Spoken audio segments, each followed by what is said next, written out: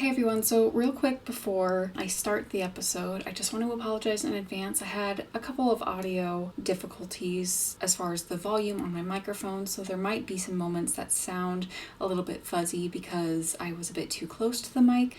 I do apologize for this. I thought about re-recording the episode, but I'm coming up on finals week for my master's program and I have some big essays that I've been researching and working for, and I really just can't take the time to redo it. So I really appreciate you guys listening, and thank you so much, and enjoy the episode.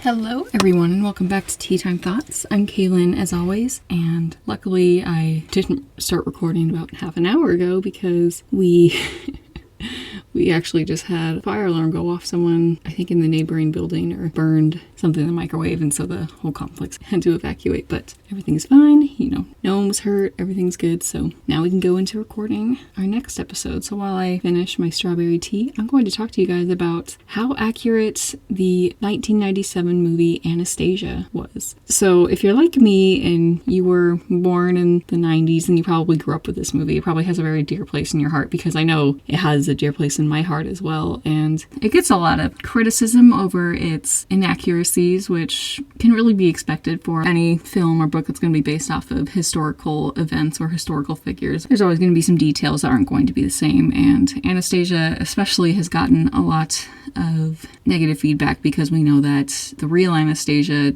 had a very unfortunate ending in which she was executed with her whole family during 1918. But watching this film again when I was reviewing it, I greatly enjoyed it. So I just kind of want to take you through the movie and just sort of discuss some of the inaccuracies and what really happened, and then parts that the movie also got right. So immediately when you start watching Anastasia, within the opening shot, you'll see the famous music box that shows Anastasia's parents, Alexandra and Nicholas, dancing while the music plays. And immediately I get kind of excited over this because the music box looks like a nod to Fabergé and the creations that he made for the royal family.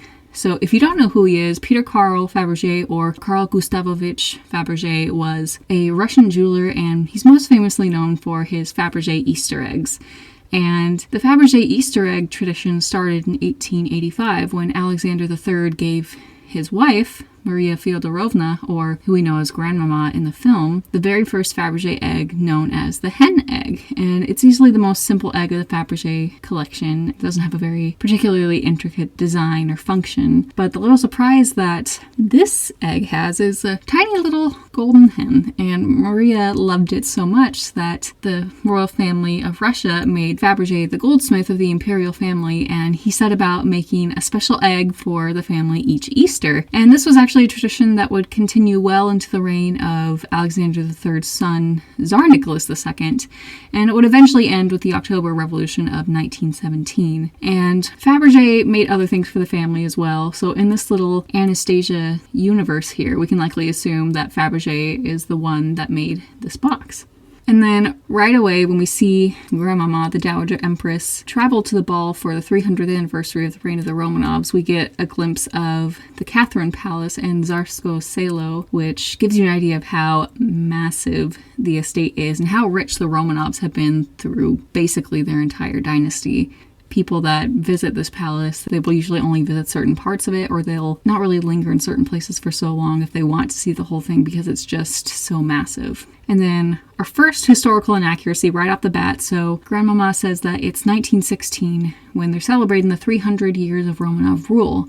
But this party would actually be taking place 3 years too late. The Romanovs first came to power in 1613 when Mikhail Romanov became Tsar and the first Tsar in the Romanov family. So this party should have actually taken place in 1913. And in 1916, Russia would be in the middle of the First World War, and the country would be struggling. So the Tsar and his family would also be growing increasingly unpopular in 1916, so a big and expensive ball like this would probably have not been looked upon very kindly by the critics of the Tsar and by the Russian people. But what is cool about this ball is we see some historical Russian court fashion in some of the attendees, and there were actually balls like this during the reign of Nicholas II where they dressed up in the traditional Russian style, and obviously Nicholas here is in more of a traditional uniform. He's not wearing the historical Russian clothing during this part of the movie, but the photos of the actual event are really cool, so I definitely recommend looking them up sometime. And so soon after this, we meet our star of the movie, Anastasia, and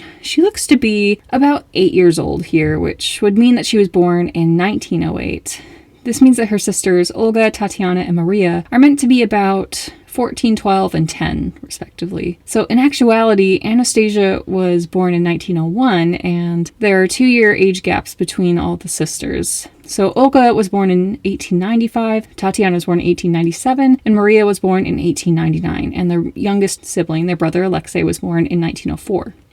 So next we see Anastasia and Grandmama share a very special bond together, and they discuss meeting in Paris, which would have actually been very unlikely for Anastasia to travel there. The security standards were incredibly strict, and they didn't often go especially far abroad afterwards, and especially to travel in 1916 or 1917 for the family would have been nearly impossible with the rising unrest in Russia, and even without the difficulties within the Russian nation, the hostilities of German troops and their allies would have been too much of a threat for the Russian royal family to travel anywhere near that region. So now regarding the bond between Anastasia and her grandmother, it's actually possible that Anastasia wouldn't have been one of the favorites of the Dowager Empress. The Dowager Empress might have actually preferred her daughter's eldest child, Irina, just naturally because she was the first grandchild, so she was the first child to allow the Dowager Empress to become a grandmother. And it's also possible that if she did have a favorite, then it could be Anastasia's brother, Alexei, because we certainly know that Anastasia's mother favored Alexei, and he was the heir to the throne, so he would be getting a lot more attention due to his position. But again, this isn't something we're going to know for certain, but we also do know that Anastasia's grandmother, in real life, she preferred propriety and expected things to be to a certain standard, and she was somewhat strict. And Anastasia is known for being rather boisterous and mischievous, and she was prone to act out a lot. In fact, Maria would get into the habit of when Anastasia was going around causing a ruckus to sort of do damage control behind her and apologize to the people that were victims of her pranks or trips or whatnot. So we could imagine that Anastasia's grandmother would easily get frustrated with her behavior. Anyway, I know this is a lot to drop in when we're only about 5 minutes or so into the movie, so let's get forward to the next important detail. And luckily, we actually don't have far to go, because next we meet our villain, Rasputin, who Nicholas II and Alexandra Fyodorovna absolutely relied upon. They gave him free rein to completely enter their lives and even control some serious aspects of government while Alexandra was regent during the war and Nicholas was out commanding his troops. And it is true that Grandmama, the Dowager Empress, didn't like Rasputin, and she tried and failed to persuade her son to remove him from court. But the scene where Nicholas is trying to send Rasputin away and he's calling him a traitor, this is very inaccurate. Alexandra and Nicholas were very reliant upon Rasputin, especially Alexandra, and Alexandra was absolutely insistent upon this. So they were very quick to ignore recommendations from their friends and family that Rasputin be removed. So this confrontation wouldn't have happened. And then the movie paints Rasputin as a villain in the story, even though he was close to the family in real life, because he actually is still kind of the villain of the story regardless. He's someone that confuses people to this day. He was known for his healing powers and his faith and his supposed revelations and his ability to tell fortunes, but he's also known for his lusts and his drinking and his foul mouth and his absolutely wild assassination that still bewilders people to this day. But whatever you think, there's definitely no doubt that there's something really scary about him. I mean, if you look at a picture of him, his eyes are scary. It looks like they're burrowing into your mind. So, of course, he would be the perfect villain for this story. And frankly, I'm still kind of salty that he wasn't included in the musical version of Anastasia. And I can see why they changed it, but his whole villainy evil song, it's a bop. It kind of slaps. So, Rasputin says the family will die within the fortnight, and again, this wasn't true, but Rasputin did predict the death of the family. So, supposedly in 1916, the date in 1916 is a bit fuzzy, and there's actually some suspicion that this letter to Alexandra was forged, but supposedly Rasputin wrote a letter to Alexandra who, again, Alexandra confides in Rasputin for just about everything. So Rasputin writes that, "I feel that I shall leave life before January 1st. I wish to make it known to the Russian people, to Papa," which was Rasputin's pet name for Tsar Nicholas, "to the Russian mother," again, he's referring to Alexandra, "and to the children. If it was your relations who have wrought my death, then none of your children will remain alive for more than 2 years. And if they do, they will beg for death as they will see the defeat of Russia, see the Antichrist coming, plague, poverty, destroyed churches, and desecrated sanctuaries where everyone is dead. The Russian Tsar, you will be killed by the Russian people." So yeah, holy crap, that's terrifying. And you want to know what else is scary about this? Rasputin died December 30th of that year. And while a team of assassins are credited with his downfall, the man who staged it was the Russian aristocrat Felix Yusupov, who married Nicholas II's niece, making him a member of the royal family through marriage. And then guess what happened? The Romanov dynasty came to an end in 1917, where Tsar Nicholas was forced to abdicate, and after months and months in captivity, the family would end up being murdered in a gruesome, bloody execution in July 1918, which I have detailed in my episode on how they found the Romanov family. So if you're interested in learning more about that, and you haven't listened to that one, then I would definitely recommend you check it out. So again, as scary as Rasputin was, he ended up getting a lot of key factors right. And that also brings up the biggest issue that people have with this story, because we know for certain that Anastasia died with her family and the entire story isn't plausible, but we cling to the story because so many people claim to be her, and people desperately wanted to believe that at least one of the Romanov children survived. So this story of Anastasia kept being pushed to the forefront of a lot of media surrounding the Romanovs. So just remember that history is almost always going to disappoint you when you compare it to movie adaptations. Anastasia was murdered, Pocahontas did not fall in love with John Smith, and I'm sorry, but them's the facts. So next we see the family under attack as the revolutionaries seize the palace, and timeline-wise, we would assume that this is taking place within 2 weeks due to what Rasputin said in the movie, but however, what we refer to as the Russian Revolution is the revolution of the Russian people against Tsar Nicholas that took place starting in March 1917. So while we're off by a few months, the idea of the people raging against the castle during the winter time is, I guess, almost kind of accurate. And even though this aspect of the weather was accurate, it wasn't quite like this. So while Nicholas was forced to abdicate for himself and his heir Alexei, who was suffering from hemophilia, Alexandra and the children were currently at the Alexander Palace, watching the people that were once loyal to them switch sides. And what was awful for them too is many of the servants eventually deserted them or were forced to leave, and guards that were defending the palace from the mobs would change sides and turn against the family. But eventually they would come under the protection of the new provisional government of Russia, but not as free citizens, rather as political prisoners. And so we see in the movie that Anastasia and her grandmother are trying to escape together, but this actually wouldn't be true. So while Anastasia would remain with her family under arrest in Russia for a while, and eventually in Siberia, the Dowager Empress refused to leave Russia until it was absolutely dire, and her family convinced her to leave in 1919, which was the year following the execution of the Tsar and his wife and their children. And the Empress actually left to live in Copenhagen until her death, so again, no escape scene like the movie. Alright, so moving forward to the scene of St. Petersburg. So, actually wouldn't be referred to as St. Petersburg at all. So during World War I, the name of the city was actually changed to Petrograd in an effort to make the town sound less German, because during this time, Germany was enemy number one. And then the city would end up being named Leningrad because, you guessed it, the Russian people love the Beatles. Okay, I'm kidding. It's actually like the Lenin, like the communist Lenin. But anyway, so since we've gone forward about 10 years and we're in 1926, they should actually be singing There's a Rumor in Leningrad.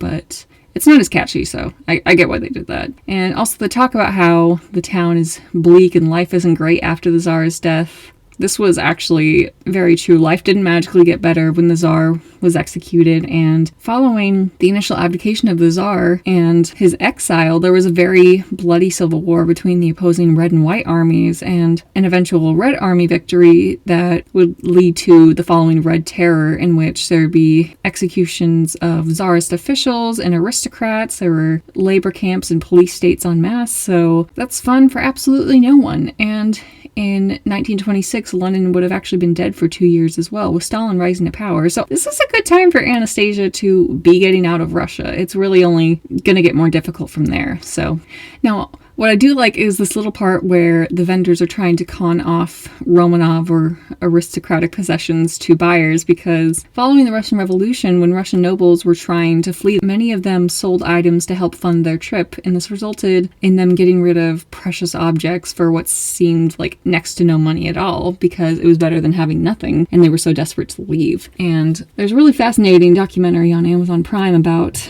Fabergé, and it discusses how so many Fabergé eggs and jewelry items were smuggled out of Russia, and people were selling them for massive profits because they would get them for basically the equivalent of a few dollars and then be able to sell them for massive amounts, and people were so eager to collect them. So once the aristocrats have all left and these items are available for sale, not only are people getting their hands on these valuable items for crazy cheap and being able to make tons of money off of them, this new access means that sneaky sellers can study them and make some knockoffs, you know? And you know what? Respect the hustle.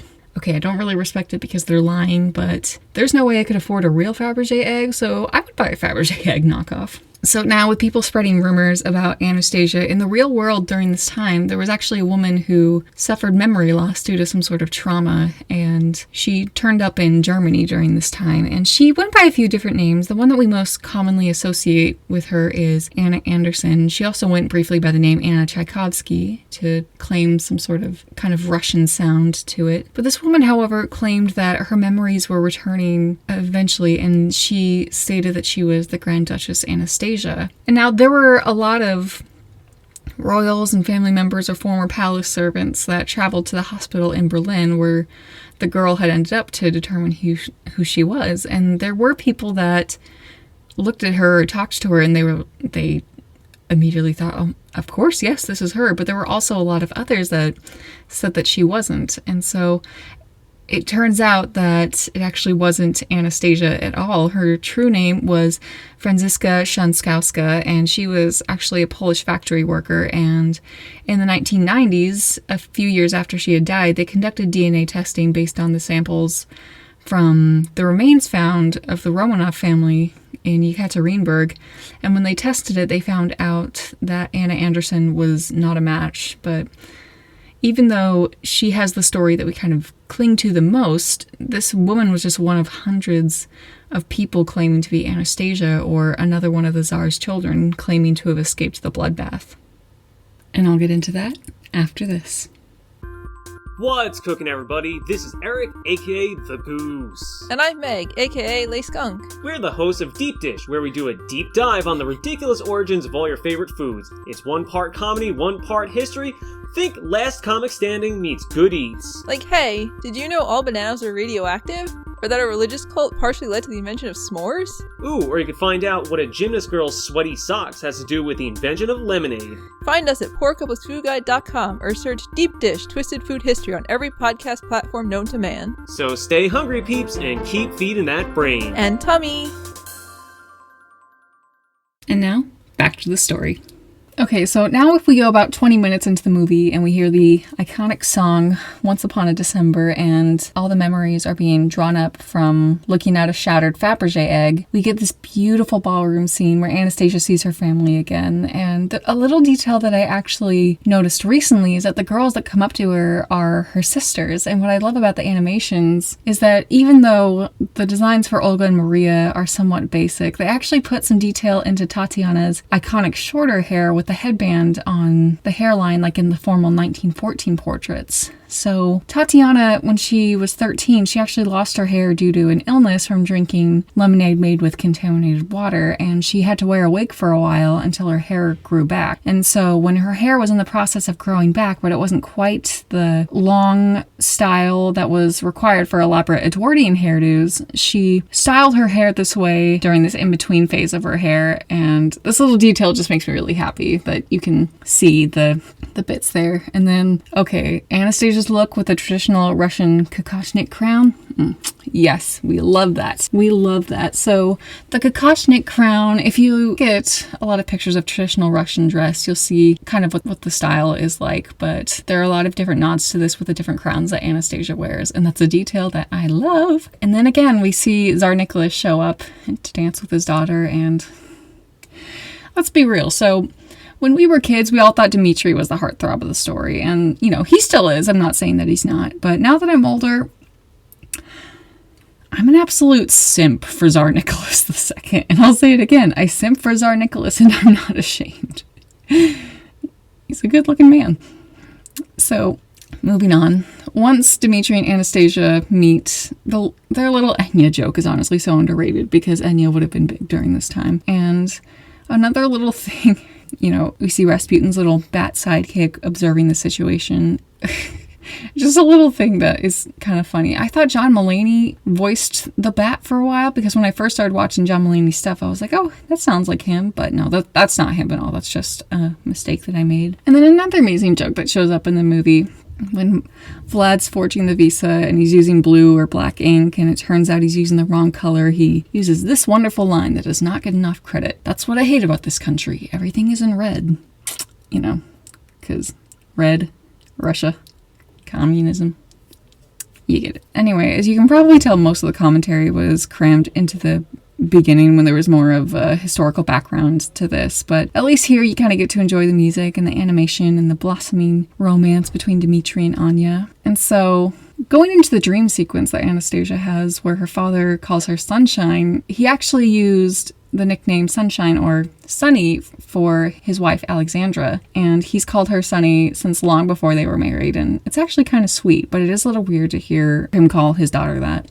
So now we have our first glimpse of the Dowager Empress after the revolution, and one thing that I find really interesting is the differences in style between her and the other characters. So her friend Sophie, we see her wearing the latest 1920s fashion with the shorter hems and the more embellished styles, but the Empress is wearing some ensembles that are more Edwardian, almost even late Victorian in style, and this is really interesting because it makes it look like she's still living in the past. And again, interesting, in real life, the Dowager Empress actually never believed that her son and his family died. Or maybe she did, but she was simply in denial about it. But she refused to hear about the death of the family, and she said that there were no witnesses, there were no reliable witnesses, so she refused to believe it. And she ended up dying in 1928, still believing that her son and his family were alive. Okay, and so the next thing that's really fun to kind of unpack is the song Paris Holds the Key to Your Heart, because there's so many little historical references here that are so cool. And so, of course, you get to see the fashion, the dances, but there are little nods here and there, like seeing a Chanel store in the background, or seeing the different historical figures sing different key lines, like the French actor and cabaret singer Maurice Chevalier singing L'Amour, and Sigmund Freud sings his little line about cures while being a perv and staring at some girl's butt. I see you, Freud, and even though I'm not surprised, I'm still disappointed. And then we also see Charles A. Lindbergh singing There's Love in the Air while standing on top of a plane, and he's a famous pilot during this time, so we love a good double entendre. And then we see Josephine Baker, Isadora Duncan, Claude Monet, Gertrude Stein, Rodin working on his iconic Thinker statue, and it's just golden. And the animation's really cool too, because the background looks like it's an Impressionist painting, and I want to go back to France so badly. Watching this part again just made me want to go back there and have a fun adventure, but, you know, COVID. And then so back to a technical issue. This comes up a couple of times in the movie. So when Vlad says out of disbelief that they found the real Anastasia, he says, "We found the heir to the Russian throne, but women couldn't inherit the throne in Russia after Tsar Paul I issued legislation against women taking the throne to get back at his mother, Catherine the Great. So while Anastasia is Russian royalty, there was no way that she was going to rule." And they also refer to her as princess a lot. This isn't true. She was not a princess. She was a Grand Duchess. Okay, so when they're at the ballet, I actually really liked this because this is a bit of a nod of how Nicholas would often take his daughters to operas and ballets. He would take them to the theater a lot, and they really enjoyed having these evenings out with their father. So the only issue is Cinderella, the ballet, while being composed by a Russian artist, it actually wasn't composed until the 1940s, but it has really good symbolism for the story because they're searching through all these women across the land trying to find the princess. So it fits, but I like how in the musical they include Swan Lake instead. It's more accurate based on the timeline, and it probably is something that Anastasia would have actually seen. We know that she saw Sleeping Beauty, the ballet, but we don't know for certain whether or not she saw Swan Lake. But it's a ballet composed by Tchaikovsky, so we have some more accuracy there.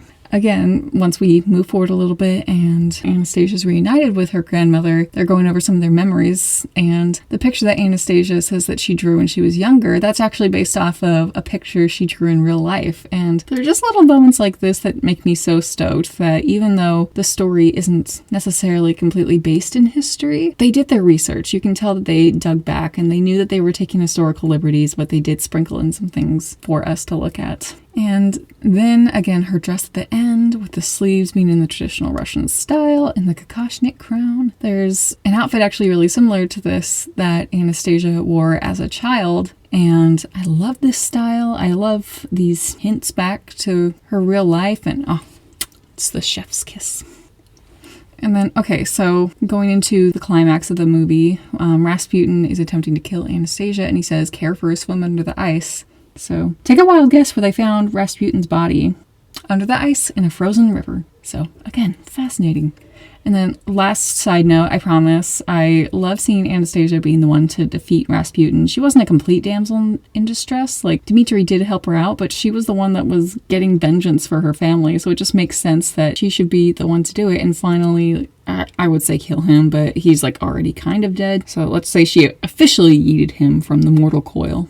And she was able to avenge her family. It's very poetic. And then, anyway, now that we're reaching the end, and we've said pretty much all that's been said about the movie in terms of accuracies and inaccuracies, but one thing that's interesting too is this movie was actually based off of a movie made in 1956 by the same name, starring Ingrid Bergman. And after watching the animated movie, I really want to watch this movie now and kind of see how things are different. And, alright, so I don't know how long this episode will end up being, but I had fun doing this, and I love any excuse to talk about the Romanovs, and it was research and movie night all kind of twisted into one, so I really hope this was informative for you guys, and that you enjoyed it as well, and this is something I'm hoping to do with other movies in the future, because that way we get a little bit of childhood nostalgia in the midst of historical discussion, which is good, so Pocahontas would definitely be a fun one to tackle. There are plenty to think about, but thank you guys again for listening, and if you liked this episode or if you like the podcast, please feel free to like, comment, subscribe, follow. Every platform's a little bit different. If you want to leave a rating, you can either do so through the Apple Podcast app, or you can go to www.ratethispodcast.com, and leaving ratings really does help to boost the podcast, so I really appreciate it when you guys do that. If you're interested in getting more updates on the podcast, you can either go to my YouTube channel, Tea Time Thoughts Podcast, or my Instagram under the same name. And big shout out to Poor Couples Food Guide Deep Dish. This podcast is honestly so much fun, and it's cool because there are like so many different things about food that you just wouldn't think about and about how it works, but I definitely recommend checking out Eric and Meg's podcast. It's so much fun. But yeah, definitely don't listen on an empty stomach, because as I listen, I just end up craving peanut butter cups or penne alla vodka or chicken masala, and I'm getting hungry just thinking about it. So definitely go check them out and give them a listen. And don't forget to tune in next week when I talk about Impressionism as a genre and how it was really revolutionary for the art world. Thank you guys so much for listening. This is Tea Time Thoughts, and I'll talk to you next week.